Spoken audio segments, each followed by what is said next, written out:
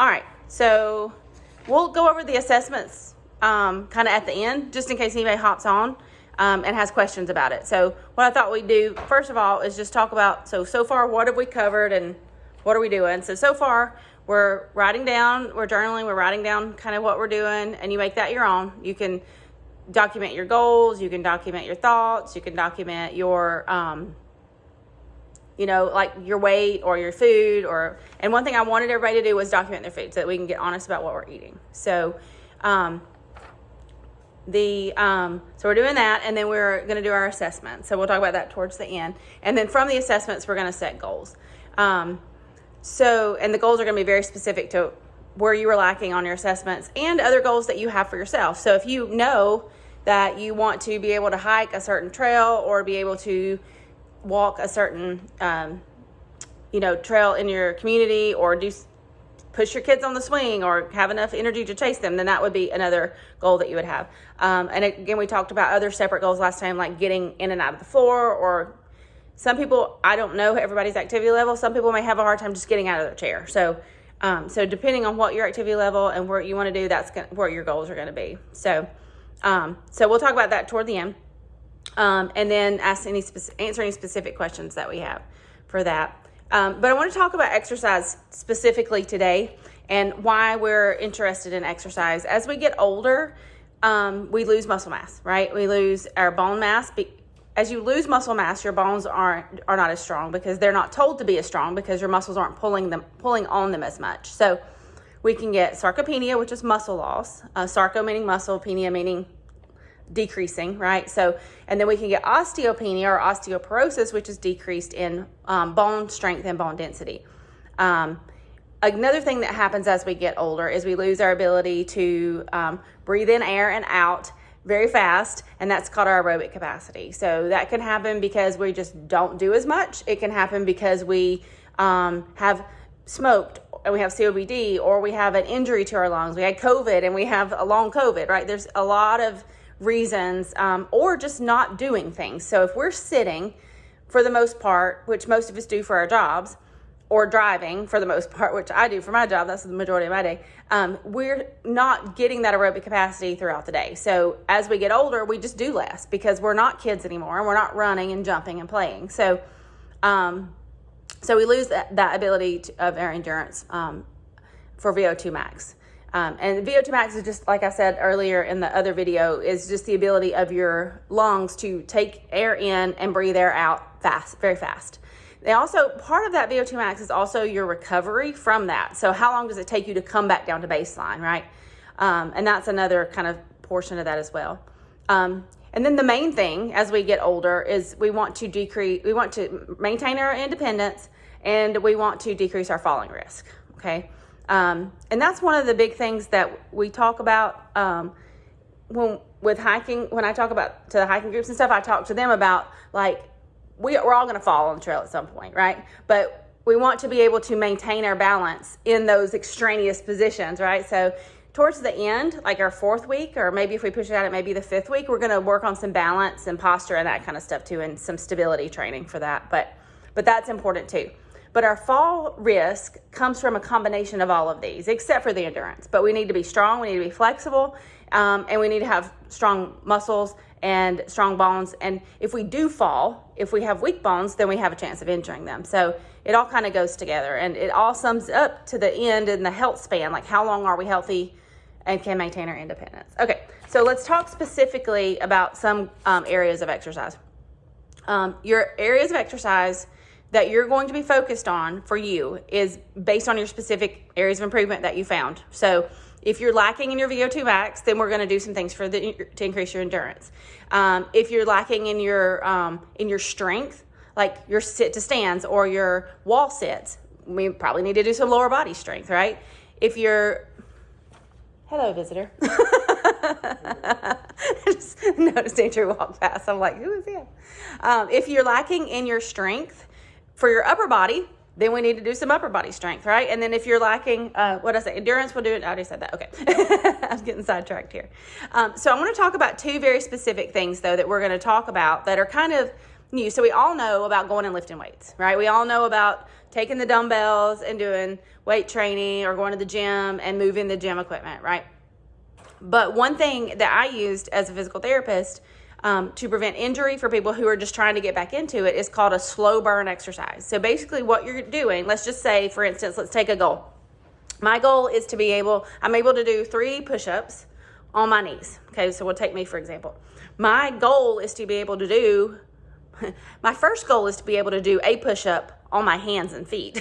so on the ground, right? So I can't go straight there. I can barely do 1 push-up there. So, and it hurts my elbows. So that's another thing. If anybody has issues with pain with it, then we need to back it up. So what I'm going to start doing is I'm going to start doing what's called slow burn exercises. I'm going to do push-ups, but I'm not going to do them on my knees either because it's hard on my knees. I'm going to another surface. So I'm going to either go to a chair, and I'm going to see how that feels, or onto an ottoman, something that's kind of like stationary up. And then if I have to, I'm going to the counter or the wall, okay? And the slow burn exercise, this is where it kind of gets nuancy, is you're going, so if I'm going to do my push-up, let me turn sideways here. So I'm going to do my push-up. I'm starting at the top, okay, of my push-up, and then I'm coming down. And I'm trying to max out at a 30-second burn. So I want to go slow, okay? So at 30 seconds, I'm going to see how many reps I can do, but I'm going to go slow, or if I can do a whole 30 seconds of it. So what I'm going to do is I'm going to go up, I'm going to start up, and I'm going to come down on a count of 10, okay? And then I'm going to come all the way down, and I'm not going to touch my chest, right? I'm going to come down to where I can get like probably about 3 or 4 inches away from the surface, which is how we do our push-up. And then I'm going to hold there for 10 seconds, and then I'm going to push up to a count of 10. Okay, so that's why I'm not doing it on the ground where it's my max effort.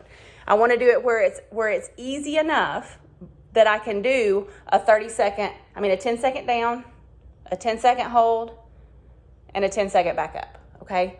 And what I'm doing is I'm recruiting, the longer you hold in certain positions, the more muscles you're recruiting to help with that activity. And that's what we want as we're trying to just recruit muscle strength, right?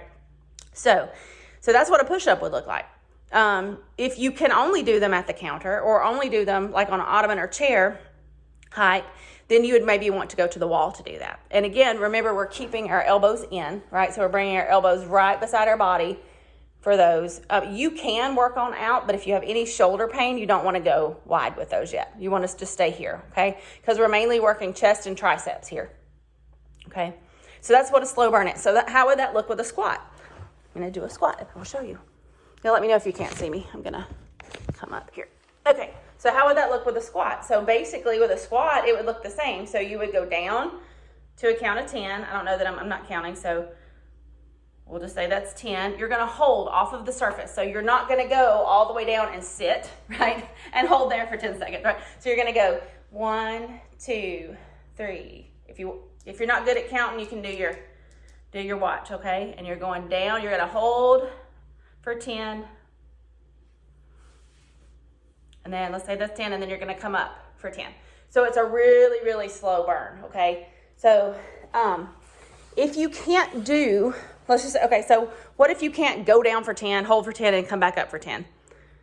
Do what you can. So do 5, hold for 5, come back up for 5, with your goal being to do it 10. So that's kind of what that looks like. That's called a slow burn. And we're going to use those with our body weight exercises. If you have dumbbells and you're already using dumbbells for workout, so let's just say you're following another workout program and you're doing bicep curls, you try to do the same thing.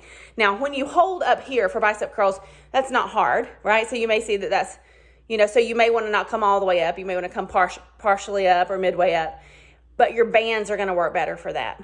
I do this same principle using my workout equipment at the gym. So I will get on the bench press, right?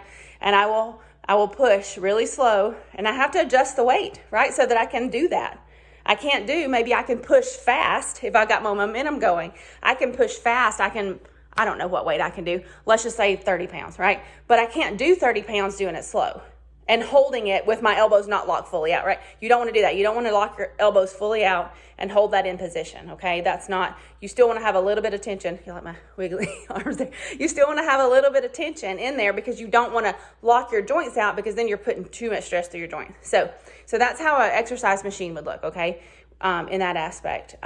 It's a little different, right? You're holding at the end there. So that would be a little bit different than holding down at the end, which is here. So, but you can do both, right? You can push out slow, hold there, come back in slow, and hold there. Not all the way back, but just, where you still have tension. And really the best way to do any kind of weight training is to, especially if it's something that you can modify your weight, is to do, you want to do the heaviest weight you can do and do 5 sets, and then you're done, right? Okay, so a lot of people will go to the gym, and I'm not saying it's wrong, it's for different things, right? But a lot of people will go to the gym and they'll just put 20 pounds on it and they'll just max it.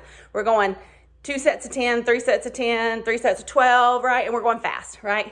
But we don't want to do that if we're not, there's reasons you would train like that, and that's more for like sports specific things. But if we're trying to get muscle recruitment, we're going 5 reps max. We're going, and we're going at the heaviest weight we can do. Now, and what does that mean? So the heaviest weight I can do means if you held a gun to my head, I could not do another one. Okay. I'm glad we're not on YouTube. I get kicked out for saying pew pew. But if you said, I'm going to steal your children, well, maybe you could have my children. I don't know. I'm going to kill you. I'm going to steal your children if you don't do one more, right? Then, I couldn't even do it, right? So that's your max. I'm not trying to get y'all to hurt yourselves, and that's the reason we're doing that. We're doing that slow movement is because it's harder, right, to hurt yourself going in that slow movement. And we use that for rehab. So that's why I usually suggest people doing these, even seasoned people. I got Emily, who's really strong, and I have her in the gym doing those on certain days too, for just some muscle recruitment. And even though she lifts weights all the time. All right, so that's called slow burn. Again, we're doing a 5 rep max. We want to fail, so we want to fail at 60 to 90 minutes. So at that 30-second push, 30-second hold, 30-second pull, then that's 1 rep. So we're looking at probably a 2 rep max there, okay? So I don't want you ever to really get past the point where if you can do 5 reps, hold on, that's not right. You'd have to cut it down a little bit like that. So if you can do 5 reps at that level that you're at, then you need to make it harder. So let's say I started on the counter, right? And then I can do 5 reps there, no problem. Okay. Then I'm going to need to make that harder to progress towards my push-ups on the ground position. So then I would go down to a chair or an ottoman, or down to knees, and then eventually to hands and knees push-ups. So, and you can recheck it along the way. See if you're able to do it. So can you do 1 push-up on the ground? Like either on your knees or on your hands and knees. And you can't, you can do 3.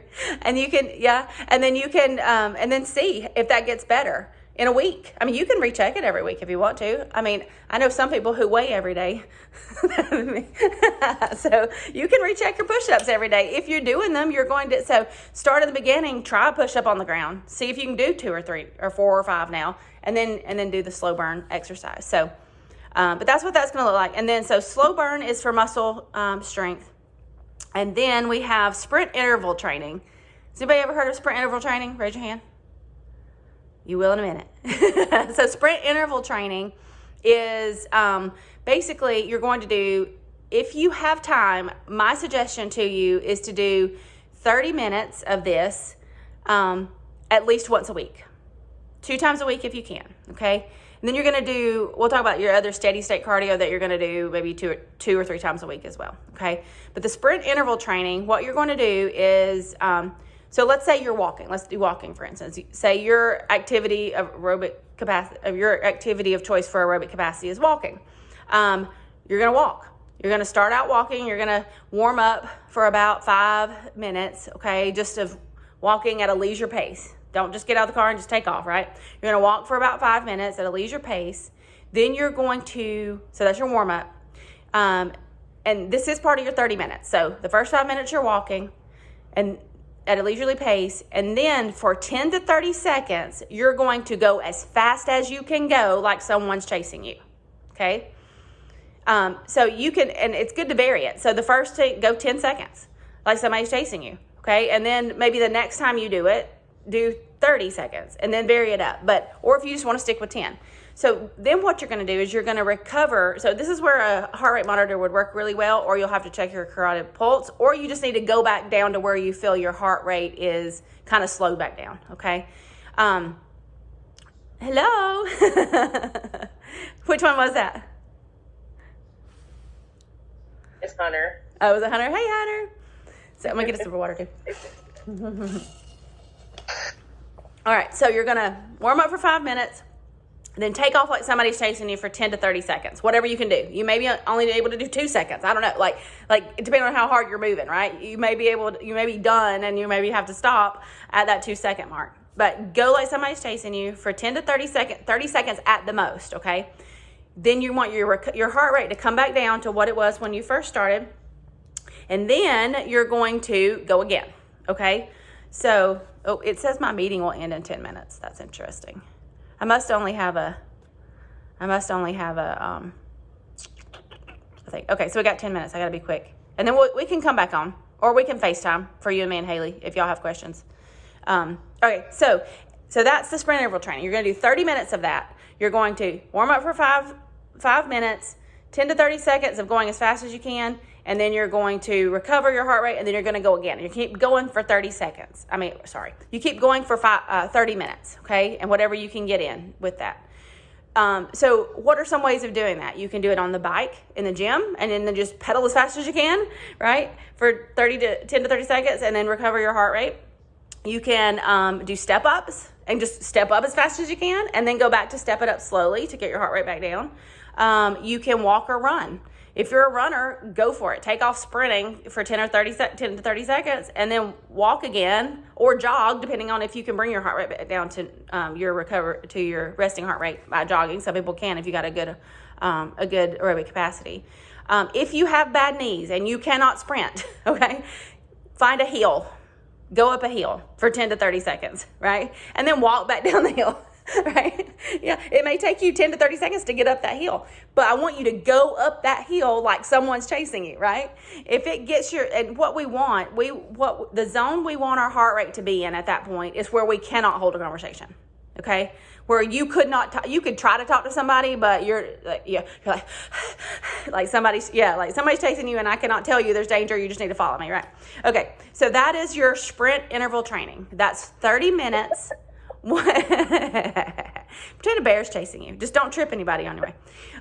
So that's called sprint interval training. So that's going to be done 30 minutes once a week or twice a week, depending on how much time you have. If you don't have that much time, just do it once a week, okay? And then your zone 2 cardio is going to be 30 minutes, and we're gonna try to make that 3 sessions a week if you can. And that is walking or riding a bike or whatever your activity of choice is for 30 minutes where you can still hold a conversation, okay? So that's your zone 2. Also, I'm going to put I'm going to do a video where I do like a teaching video that I'm going to add, kind of go back over this again. And I'm going to add a resource where you can do you do 220 minus your age, and that gives you, actually I think it's on our resources, but we'll go back over it. You do 220 minus your age. So you do 220 minus 45, and that would be my max heart rate, right? And then you could do a percentage of that max heart rate, and I think zone 2 is 80%. So if you're going off of your heart rate, you're going to want, and your watch, if you have a smartwatch, it'll tell you if you're in zone 2 or not. But you can look at that heart rate and know that that's your target heart rate. But the easiest way to tell it, if you don't want to monitor your heart rate constantly while you're doing your activity, is just try to talk every once in a while, or sing, or if nobody's with you, just pick up your phone and act like you're talking to somebody if you don't want to act like you're crazy, but talk and see how your conversation is going. It should be where someone can understand you, but it's labored, okay? And that's your zone 2. And then the sprint interval training, like I said, was you can't really carry on a conversation. Like you're running for your life, okay, in those 10 to 30 seconds, and then you're recovering. So these 3 things, slow burn, you're going to do the slow burn strength training. You're going to do that. I'm going to put together some exercise routines for that too, and I'll show y'all in the video that I put on. But your slow burn strength training is going to be 2 to 3 times a week. And you can set a goal for time-wise if you want to on that, but really you're just going to hit all the areas, push, pull, and squat, and maybe a plank. You're going to hit those areas and just do your 5-rep max. So it really should not take you maybe 15 minutes. And if you like to do some stretching after and a dynamic warm-up, I'm going to talk about that too. So the whole thing shouldn't take you but 30 minutes. So that's going to be 2 to 3 times a week, depending on what you've got. And then your sprint interval training is going to be 1 to 2 times a week, depending on what time you got. And then your cardio is going to be 3 times a week for 30 minutes. So if you have questions about like, okay, I only have an hour, right? Then just break it up. You got an hour, then you're going to do your strength training. You got your cardio, right? And then your sprint interval training just may be another day. If you have 30 minutes, you still can do that same thing, but you're going to have to do it every other day, right? So you won't be able to get your strength and cardio in on the same day. Peter Attia has done some research on what's the best way to do it. And I believe he always says do cardio first and then strength training. And I think the reason is because your cardio serves as your warm up. And then you're less likely to injure yourself. And then he wants you to save your sprint interval training for the end. So if you're doing it all on the same day, say you're doing all 3. So that would be like maybe an hour of cardio. So you'd have your zone 2 cardio, and then you would do your strength training, and then you would do your sprint interval training. You always want to do that sprint interval training at the end, so you're not going to get injured trying to do your exercises. If you're omitting your strength training that day, then you can go straight from your zone 2 cardio of 30 minutes and into the 30 minutes of sprint interval training. If you're able to do that all in one day, then that would be great. But that is not something that I am capable of doing. So that would be, based on you. So, all right. So we have 4 more minutes here, Haley and Miranda, while y'all are still on. Do you have any questions for me? Was it clear as mud, or did I miss something? I have a lot of workout videos that I like to do. Okay. Can that be my 30-minute cardio zone 2? Yeah. If you're getting your you look at your zone 2. Do you have a smartwatch, Haley? Like an Apple Watch or any way to check your heart rate? Huh? Yeah, I have a Fitbit. Okay, yeah. So just check your cardio. And you do your age minus 220. What'd you say? Haley likes to dance and shake her booty. Yeah. There's a really fun class at the gym called Dance Fitness. It's kind of like a stripper class, but I do burn a lot of calories. Good. So talk to your neighbor while you're doing it and see how your conversation sounds. Or just sing. Sing to the music, or just make up words if there's no music. It's labored. I can tell you it's labored. Good. Then you're in zone 2. If engineering doesn't work out. You can edit this part out, right? Nope. I'm not putting this. So. Yeah. All right. So, anything? Okay. Well, I just want to tell you that I suck at upper body strength, and push-ups are of the devil. Yep. And my VO2 max is really, really sad. Yeah, mine's average. That's sad. I've been going to the gym, so there you go. So where can you do your Mine is very poor. Can you do push-ups on the floor, Haley? Well, I did 6 or 7. Let me look at my sheet. Okay. 7, but it was on my knees. Okay. So knees and hands. Not okay. men's. It was the women. Yeah. That's okay. So yeah. But they were hard. Yeah. They were. Yeah. So you might want to start up on the counter, right? Doing your push-ups on the counter and doing them slow, right? Down slow, up slow. If you can't do 10 seconds slow, go 5 seconds slow. Just do what you can, right? And then write it down somewhere in your daily journal or something, and just, where you're going. And then, again, like I said, you can check it every day to see if you're getting any better at the push-ups on the knees. I barely do a push-up, toes and hands. It's poor. I mean, it's bad. It's not good form. And I don't want to do them in that form because I'm going to hurt myself, right? And I don't want to do them on my hands and knees because I'm going to hurt myself too if I try to go slow. So I've got to modify those. And for people who are listening who can't do the counter slow, go to the wall, right? And you can vary the wall hardness by how close your feet are to the wall and how far they are away. But you always want to have your hands and your shoulders lined up so you're doing this when you come down. Obviously, you're not coming all the way down because you're going to hit the wall, or the counter. But you know, you want your hands lined up and aimed toward your shoulders. So, all right, this is going to kick us off in 1 minute, but we can FaceTime or get back on if y'all want to. Anything else you can think of? The sprint interval training, was that I'm good. clear? I mean, as I told you, I haven't done mine yet, so Yeah. I will. Okay. But does that make sense? What I suggested with the sprint interval training, did that make sense? Yeah. Okay. Mm-hmm. And I'm probably going to type up my notes and share them also with the group. So they're in this form right now, which is still very. What do you do for your interval training? I either do a bike or I do heels whenever it's not hot. So, or the elliptical at the gym. Okay. All right. Well, let's count us down 15 seconds. Y'all want to zoom back in, or y'all want to do a FaceTime real quick, or what? Or are y'all good? I'm good, but I mean, Good. Okay. If you think of any more questions, just send me something on Facebook.